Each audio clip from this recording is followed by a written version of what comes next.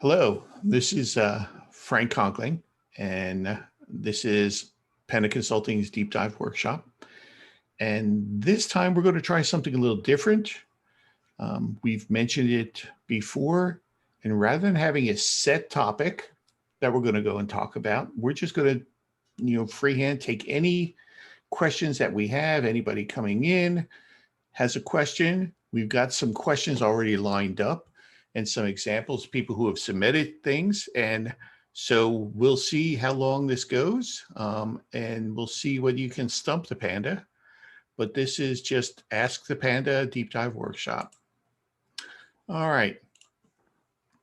So the first question that we have is Alex from the city of Augusta in Georgia had sent me something, and he was sharing with me how, and let me see if I can go and show this to you on here, show you what he sent me. Where is it? I thought I had it here. Here it is here. This is something that Alex had done. He said he takes a parcel. Alex, why don't I let you describe this? Can you unmute your mic and start going and describing it for us? Sure. So the situation that this is it's a one parent parcel that is going to be split into two parcels. And so typically what I try to do is I try to find a corner or a pin that has a X and Y to start at. What I'll try to do is I'll go and use the create feature and do a control point. And I go and I create that point based off the X and the Y. And then I will traverse the line that needs to be a new parcel line. So that's what's selected right now. Right. And so I will, I'll do that. I'll be good to go. And so now I have my line selected that I can use for the split, and go into the split by feature tool. And I have the parcel line as the input feature, the parent parcel as the target feature, and then I split it. And afterwards, the parcel split fine, but some of the parent parcel lines aren't split, even though the line that I used to create started and ended at the parcel line. So, yeah. How come that happens? How come? It's good, and it's interesting because there's, as with most things, there's multiple ways of doing this, and each way has its own little unseen consequences of how it goes and creates it. It's not that there's anything wrong with this. All right, it just goes, and what I'm going to do is I'm going to try to replicate exactly what you're doing, and we'll explore the differences between that and actually doing it a different way. All right. So this is the parcel that we have. And on this parcel, and let me see, I think this is an older record in here. Let's go and select this. Yeah, that is an older record. Let's go and create a new record. And we'll just call this a test record. All right, and this is a split. Go ahead, here it is. Let's clear this out. All right, and so it's my understanding what you do is you go and you select the parcel, is that correct? Typically what I start with is I do select the parcel, and then I add that parcel to the record, just okay. So that way they're talking to each other. Do you select all the parcels in the parcel features? Well, I don't think so, but I notice if I click on the toggle next to the record, when I do assign selection to record. Yeah. Right. What I notice sometimes is that the selected features in the bottom corner increases. Sometimes it does, sometimes it doesn't. So sometimes I'll see, like, if there's 6 parcel lines. The selected feature count will go from 1 to 7 because it's adding those parcel lines. Sometimes it happens, sometimes it doesn't. But okay, so let's go back a little bit. Selecting the polygon, in fact, we'll just take that polygon and make that ready. It will go and add that polygon to the actual record, meaning you're going to track anything that's been created with or modified with that record. All right. In 2.8, you have the parcel features, and this will allow you to go and select all of the features that are associated with that one parcel. All right, so it goes in and basically through topology figures out what's associated with that one parcel. It's the points, the lines, the polygons on here for that. So that often that will make sure that everything is getting captured and moving so that it's part of the record. Because if we clear this out and we just say, well, show us everything that's associated with the record right now, you can see that it has this line, or excuse me, it has this polygon, it has this line on here also for it. But you can also see that there's some of these have multiple lines on here. In this case, it looks like we have duplicate lines in this area that were selected as part of, let's go back here again. Let's select this, let's say parcels. Yeah, these are selected because they were part of, the selection using topology to figure out what's associated with it on here. So in this case, we have all of these selected on here. What I'm going to do is I'm just going to say, let's only show this active stuff on here so we can look at what we're doing. I also have on here a scanned image of that plat that we can go and utilize. By turning that on, we can actually zoom in here and use this to go and recreate that same workflow that you've been using. All right. So here's the plat. It is georeferenced on here. And now let's go in. We are in a record. Let's go into create. And we are using, let me see where it is, parcel lines, correct? And then you are doing absolute XYZ on here. And of course, I need to zoom a little bit further out just so I can read this whole thing here. So I'm going to start. We're going to do right click and go to absolute XYZ on here. The X is 652.439.40. I'm going to tab over 1250.527.73. And did I put them in backwards?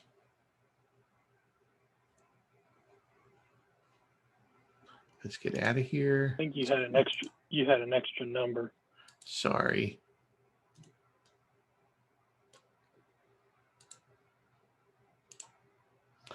All right. 652.439.40. 1250.527.73 is there. All right, that is, looks like it's a little bit off, but let's go ahead and do this. And then do you put it in using a traverse or do you put it in just using the bearing and direction and distance on the right click? Yeah, typically for a situation like this where I only have one line that needs to be traversed, I'll use that right click direction and distance. Okay, so this is now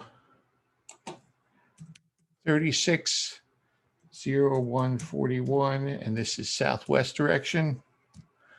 And it is a distance of 309.29 feet. All right, and we're done. So if we turn this off, that's what we should have. And then you usually go and create seeds on here, or what do you do? No, I do not. Oh, you do a split, don't you? Correct. Okay. And I also make sure that the newly created line, does completely go through. So yeah, I think when you started, yeah, it was slightly off, and I do remember that. Yep.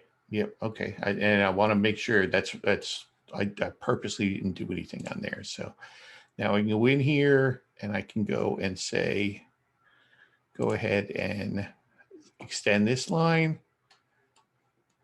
And then I can go down here and say, shorten that line up. All right, I still have that one in here. I can now go down and say, split this, and I can split it by feature. All right, my selected line is now there, and my target features, and I can say, show me all of them. And I think this is one of the differences. Do you say select all, or do you just select the polygons? No, I drag and select, the parcel. Yeah. So it only has, in this case, it only has the polygon Correct. selected, right? So that might be Correct. the first clue why you're not getting the others to be split. Okay. And you can go and do the split, and it will automatically go and split it for you and take care of that and create the new ones. Now, if we go back and say, all right, let's see what we have here. And by the way, I forgot to go and do the build. Let's go ahead and do the build on here.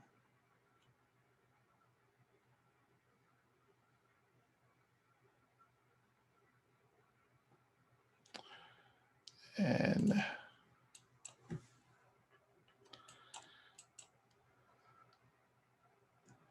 let's look and see what we have here. Yeah, we don't want the right-of-way line. Here's the one parcel line, and it's not split. All right. If we look at that,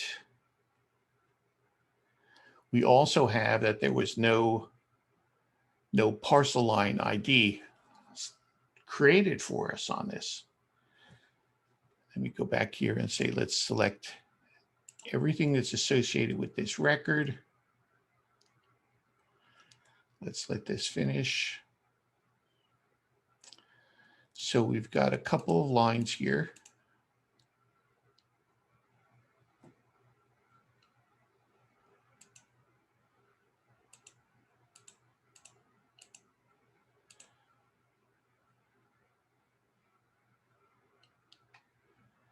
We've got these two. So I'm just looking at this. This is 309. This is 1539. This is also 20, which is up here. So we've got this one, which is down here, and this one up here. Let's see if we can isolate these. Get rid of this. So we have this one here, which is all the way across, and this one, which is just at 15 feet in there. Let's not do it the way you did it, but instead let's make sure that, and I'm just going to go in and discard all these edits in here and start this again. Create a record. Doesn't matter what the record is. Go ahead and create a new line in here. New parcel line, absolute XY, 652.439.40, and then 1250.527.73, and then go down here, 36.0. One more. 141 Southwest for 309.29 feet. All right. And let's go and extend and trim this.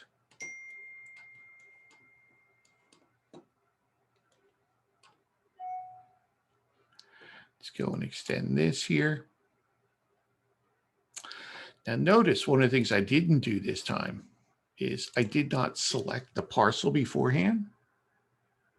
All right, I didn't do that.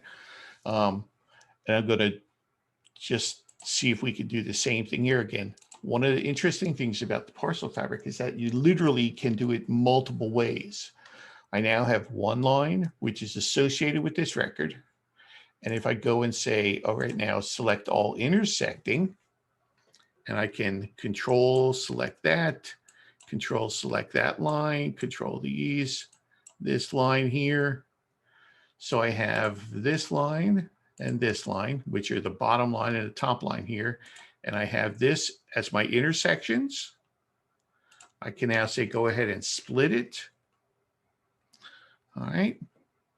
And when I go in here, by the way, let's make sure that we build this. I go in here. Let's turn off right away on here and select that line is split. That line is split. Sorry, let's turn off our sublayer too. That line is split. And that line is split. Now this had gone from here to here, so it split them all there. When I go and say, show me the lines and the features associated with this active record. All right, in this case, it only had 2 points that it created. It was this first point here and this second point here. It then also goes, and here's the lines that it used for here. This was the new line that I had input. Here's these other lines that are specific to this. Here's my 2 parcels. So here's the lines that it went and associated with this one parcel. I'm going to go in and all right. First question. Sorry it took so long on there. Does anybody else who's here right now have another question on this? I know, Mark, you have a question that you had submitted to me, and I appreciate that, and we're going to go over that. Does anybody else that's here have a question that they want to go and ask? And you can unmute yourself if you want to do. If not, we'll go to Mark's question. And Mark actually had a very good question. All of the workflows that we see are always asking or always telling us to go and build from the outside in. You go and you build the overall subdivision boundary, then you go and you build the, you take that subdivision boundary and you build the lots.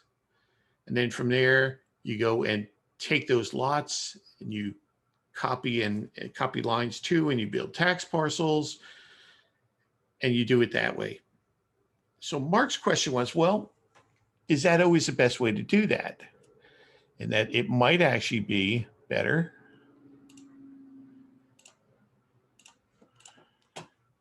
interesting. I don't know what's going on with this data set.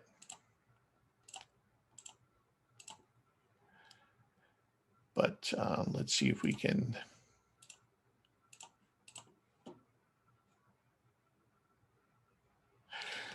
Let's go in here.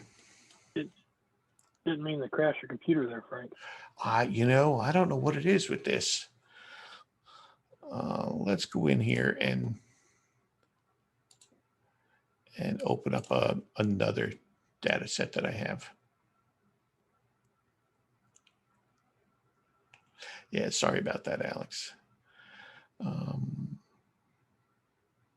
Here we go. So that was a great question, Mark. Is it better to go and build from the outside in or the inside out? And so the rationalization behind building from the outside in is that a recognition that the information that's shown on a subdivision plat or in a CAD file has been rounded. It does not carry it out to a precise enough level to make sure that you're going to be able to rebuild completely the information that's on there. And by building from the outside in, the rounding error is minimized by the longer distances that you have. The fewer number of distances that are on there, the less chance you have of accumulating rounding errors on there.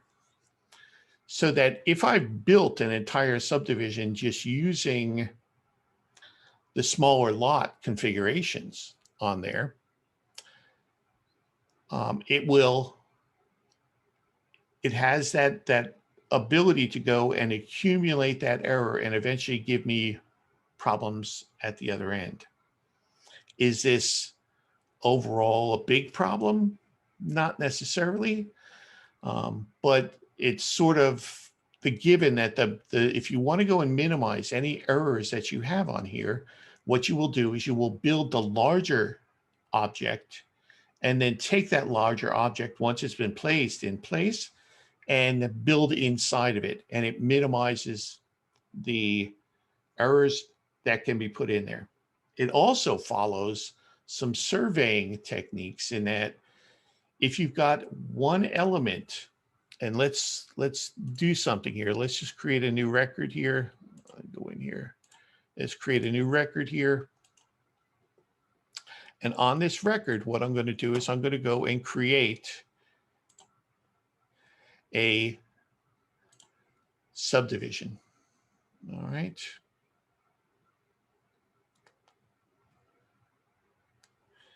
And my SimCon. All right.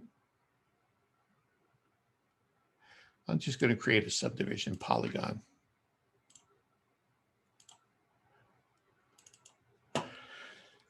And then I'm going to go and build it. All right, so it creates the lines and it creates the points for me. I can then go and say, just select everything in there. And I'm going to go and tell it to go ahead and update the COGO on here. So we have good COGO on here. So I've got that. And let's turn off these others.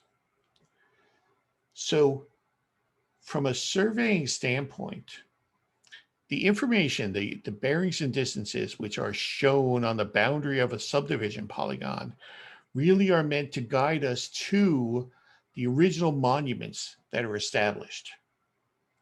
And those monuments that are established really define where a subdivision is located.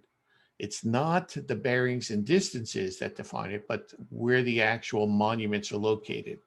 So that if we have, I'm going to go in here, and if I have a point, and I'm going to go and make sure that I have this, and if it turns out that my monument is not there, but rather is located here, all right? If I go and build from the inside out, I won't specifically know how to go and define that because it should have a set proportion behind that for all of these lines. So if I build it from the outside in, I can clearly know how to go and proportion things amongst them. So let's do that. I've got a record here. This is my subdivision on here. Let's go and take this subdivision do copy lines 2 to my conveyance division and show only the record.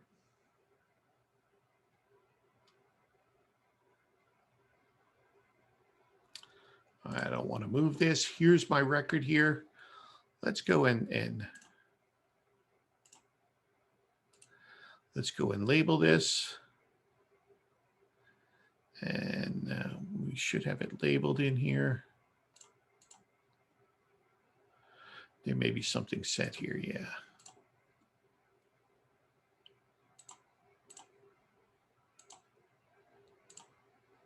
All right.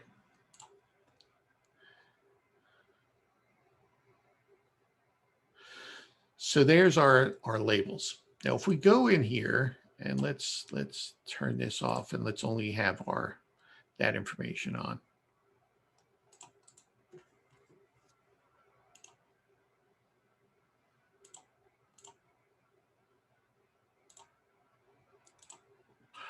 All right, so if I go in here and I select this line, and again, I don't want to move this.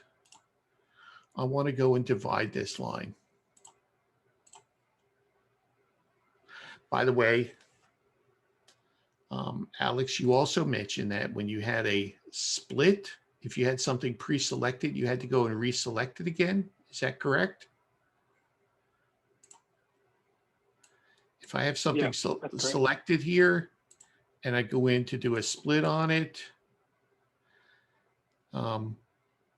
I've never had that bug pop up. So, you know, if I go and have it's pretty random. Yeah.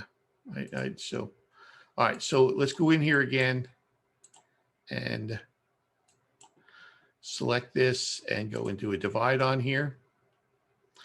So the divide, I can go and put it into, and this is 732 feet, according to Kogo. Let's do 100.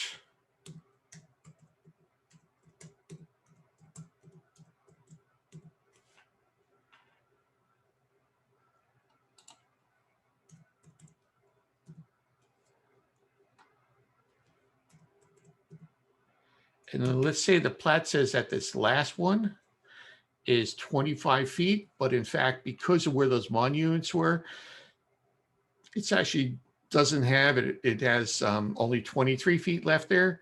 We can actually distribute this and have it proportionate amongst that. So if we have the longer line, we can proportion it down to go and divide it into all of those, and they will get the correct Kogo on them. The reality is, Mark, that you could do this either way. If you've got good data, if you've got good data, you've got a good plat that you're bringing it in, there's not a whole lot of difference between the two. But it's when you start dealing with data that either isn't really reflective of what's out there, you got, and I don't want to call it bad data, but messy data in the beginning. It might be best to build from the outside in. If, however, you have good data, and again, I'm going to go and discard all this and go back to my original and show you that building it from the inside out is not that bad. You can go in here. Let's turn on our tax parcels again. I could just as easily go in here and select all of, I don't want this. I just want these, and here my tax parcels. I could go in here and do a merge on these, and it will build a larger polygon. So again, just to show you, let's create a record. We do want to create a record here, because by a record, we have the ability to go and tell it how to go and manage these.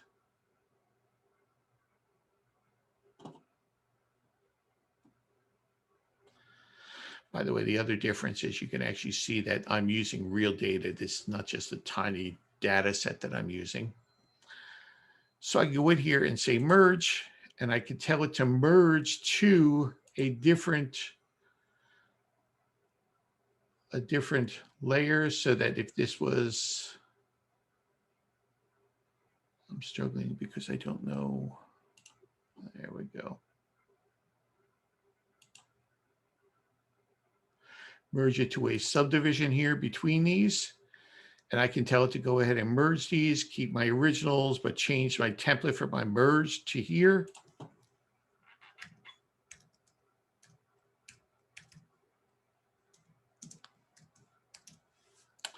And do my workshop subdivision to go and merge everything together.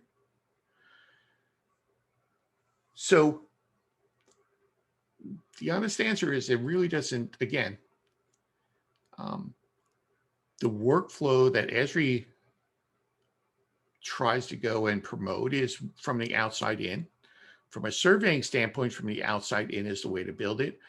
But if you have good lots that are built or good tax parcels that are built that you want to go and make them to be, you know, a subdivision of some sort, there's nothing stopping you from going and going through this and saying, well, take this and merge it out to go and be this. It just depends on individual workflows. If you've got something that's existing and good, yeah, go ahead and merge it, you know, so that it builds these larger polygons for you. Interestingly, if we go in here and say, let's just select these attributes of this bigger one, this should be, here's all the lines on here. And let's just only select the lines on here. Because of the new capabilities in 2.8, we can merge these boundaries. And this is a SimCon layer. We can merge these boundaries. All right. So that now we, instead of having all these smaller lines in here, we have 4 lines. And we can tell it to go ahead and calculate the COGO values for those lines. And we now will have, let's turn this off. We now will have the COGO values for those big lines, and you'll have the bigger lines. So if it's built correctly, if there is no rounding error built into it, it's just as efficient to go and do it the other way from the inside out as from the outside in. Does that answer your questions, Mark? I mean, it's more philosophical than anything else.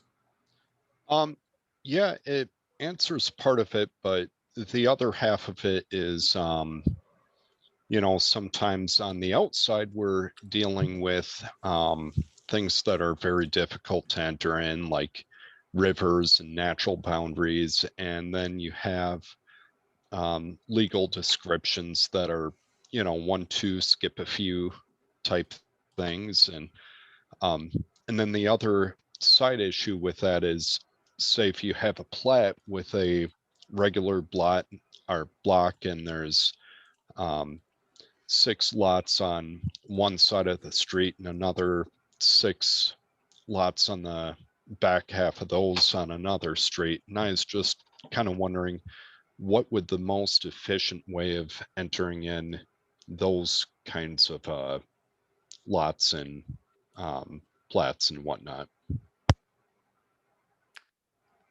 Really, really good question. So let's do one thing real fast. All right. And one of the things I wanted to show you was that in the ArcGIS parcel fabric, there's a change in the way it handles lines. All right. In that, let me go and, because you can have a line which is both which is either a 2-point line, as we used to have in ArcMap parcel fabric, or you can actually have this as a single multi-point line in here. So I could actually go in here and I can, let's go back here to records. I can actually merge these lines in here into an existing feature.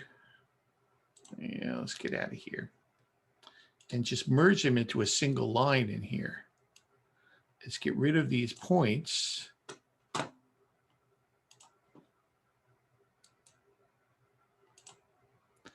In here. And I actually don't have to have all of these small little points out there and all these short little lines for my line feature classes, so that when I'm having areas that are bounded by rivers and water boundaries, I can simplify my data set now to a much easier, much more relevant type of data set.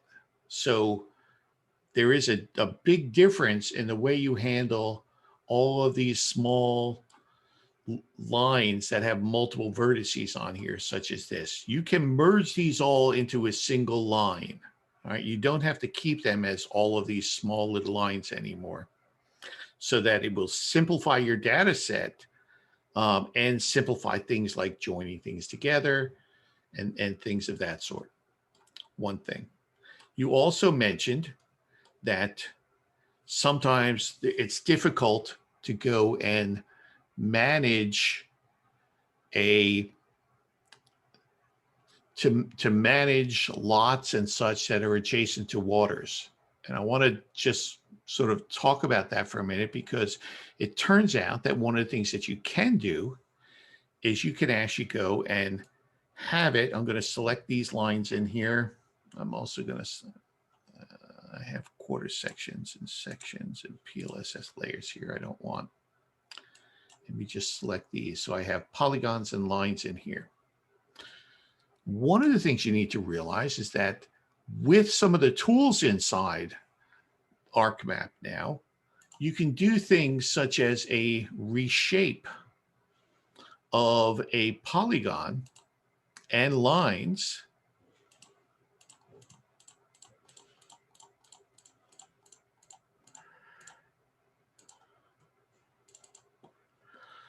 and it will go and move the polygon, move the lines. It can reshape things over into those riparian areas for you without having to do the complex remapping that you used to have to do inside of ArcMap parcel fabric.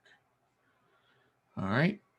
So in that, I just moved all of the polygons that I had selected. I had reshaped all the polygons that I had selected. I had reshaped the line feature class that I had selected on here by doing a reshape.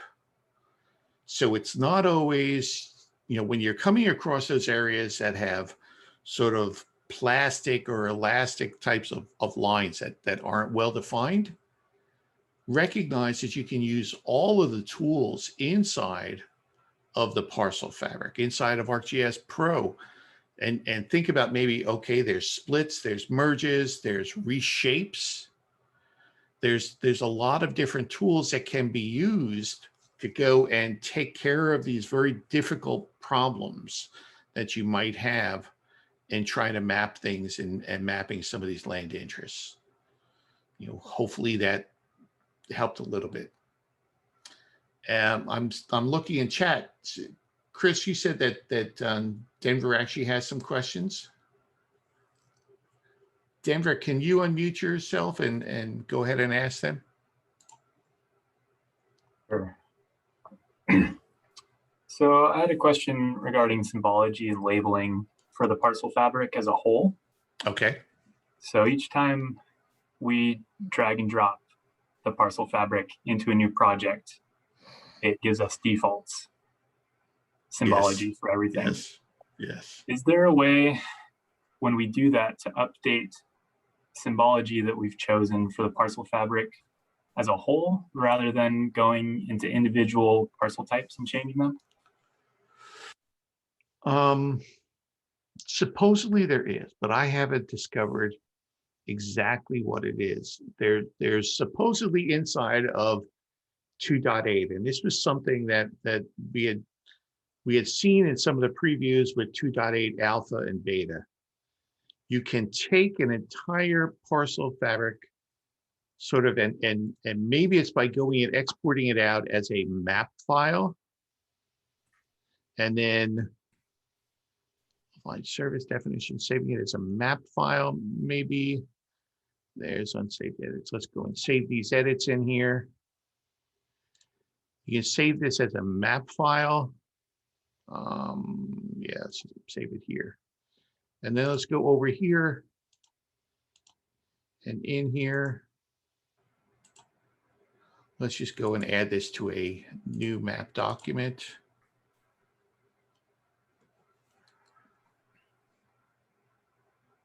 So this brings in defaults. That's all it is. It's just defaults. Let me go in here and reset my views so I at least can kind of see where things are. All right. So the question is, well, isn't there some way for me to reset all of this at one time? From what I remember from this discussion that I was having in some of the beta forums, it's something like using some sort of XML file, but it's not well documented at all yet. And it's only with 2.8 right now. I haven't tried to do it. What we do, just to let you know, what we'll do is we'll go in here. Once we have this set up, we'll go in here, for example, to our tax parcels, and we'll go and create a layer, save a layer file here. All right, and then go back over here. And under the tax parcels, we'll go in here and set the symbology by importing a layer file.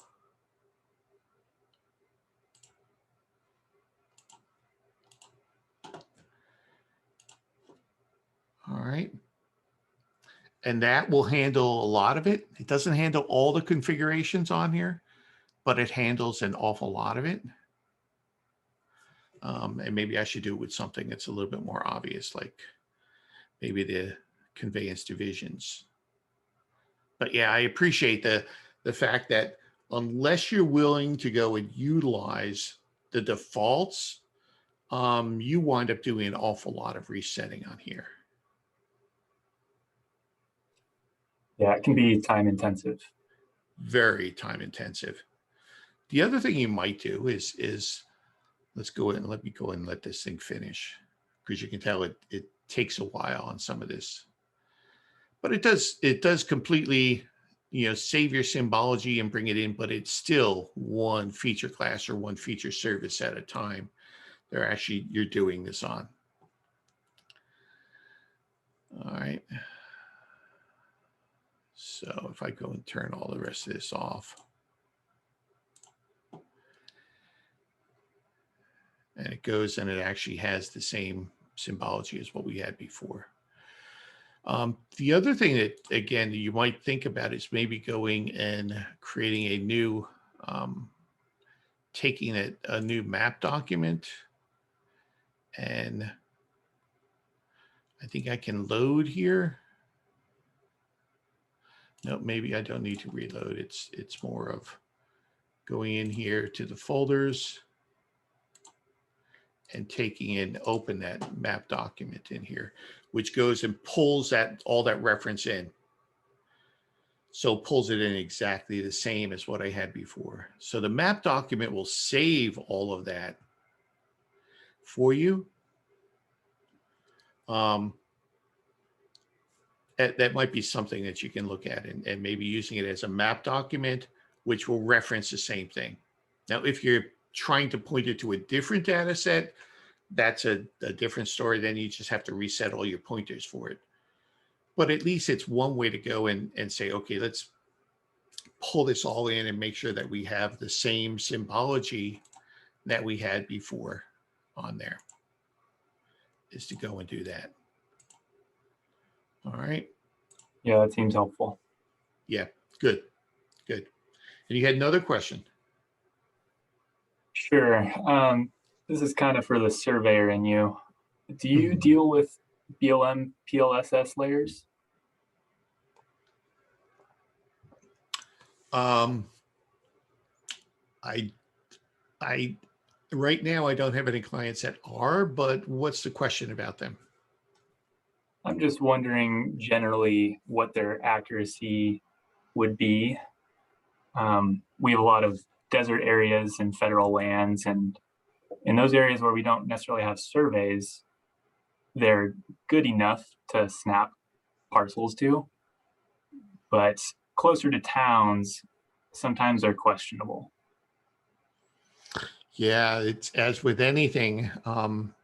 If you can find metadata as far as the last, how it was done, that's really important to figure out when's the last time any of this data was actually updated for you. That's extremely useful.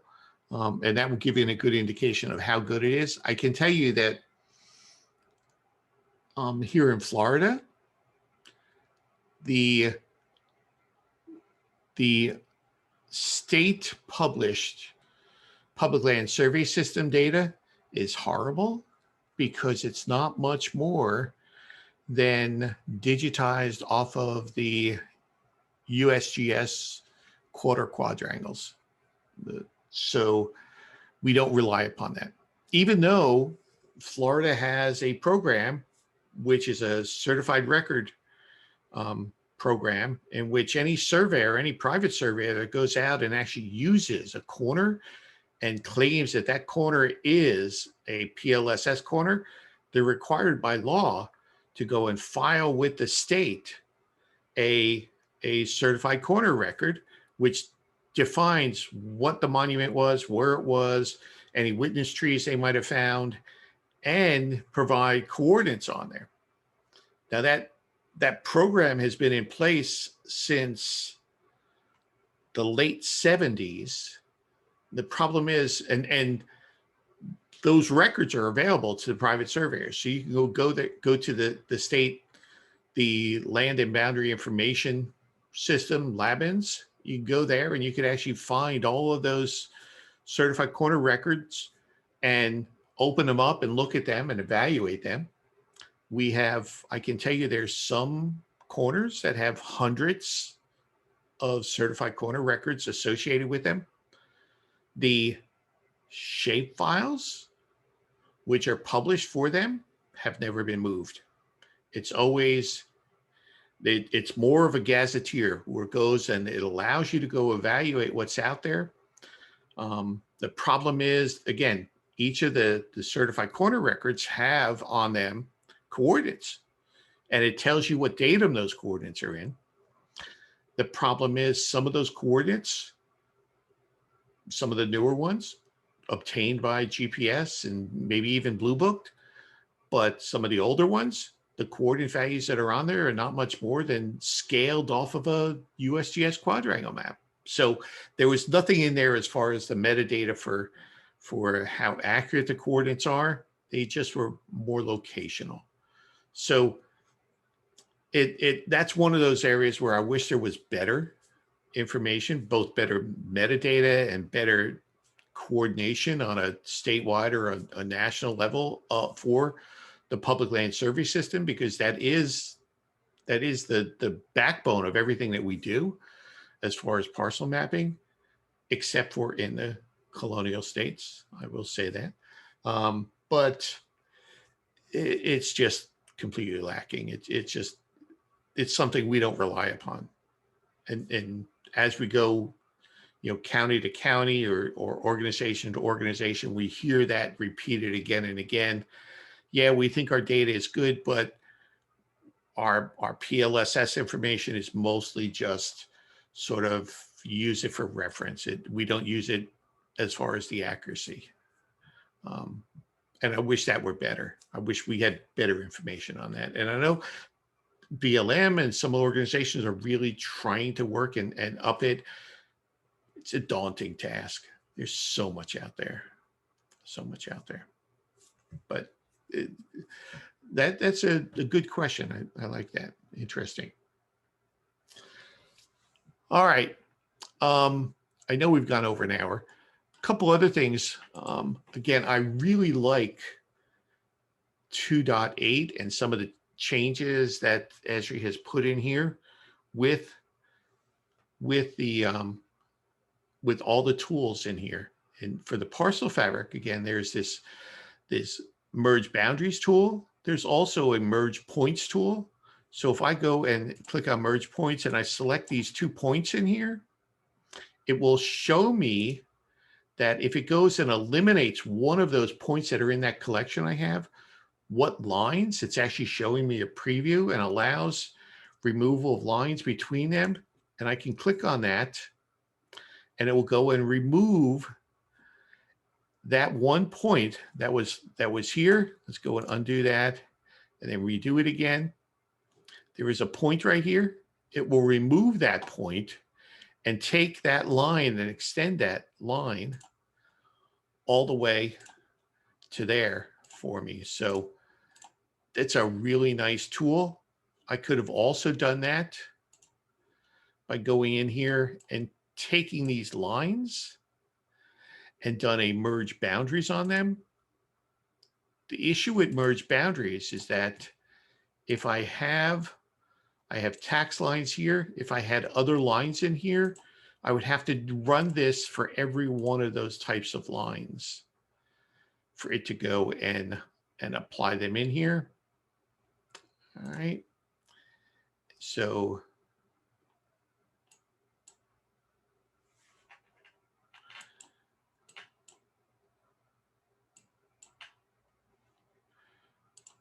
no, these are identical. These are both on top of one another. That's what it is. I have duplicate lines there. So it's but this overall, this merge points is a really good tool to go and help you clean things up on here. Esri's doing a great job to help us get more and more of these tools in here for us. I really like this. Again, I look in, it's a good way to go and clean up some of your data. So again, cleaning up the data, you've got everything from merge points. You've got the ability to take these old linear boundaries for water boundaries. You can merge that line so that it goes and you don't have all of these small little points anymore. It gives it a must pleasing, and it doesn't give you these false readings as far as what's actually along these lines. So what other questions do we have? Do we have anything else on here? Nothing in the chat. There's one other thing I had a question on. Somebody sent me a question recently from our website, and I thought it was an interesting question. The question was, Frank, since the parcel fabric and specifically ArcGIS Pro uses 3D and uses X, Y, and Z on here, do I ever see a future where we're using not just ellipsoid vertical distances, but maybe geoid distances on here? And so what I wanted to do was go and sort of just explain a little bit about the differences between an ellipsoid and the geoid.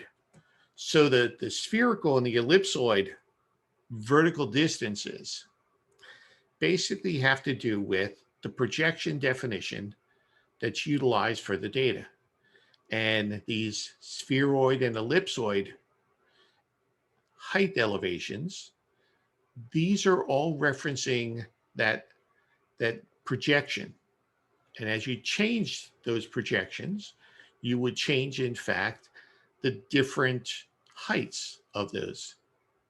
We, on a national level, we had a change from NAVD 27 to NAVD 83.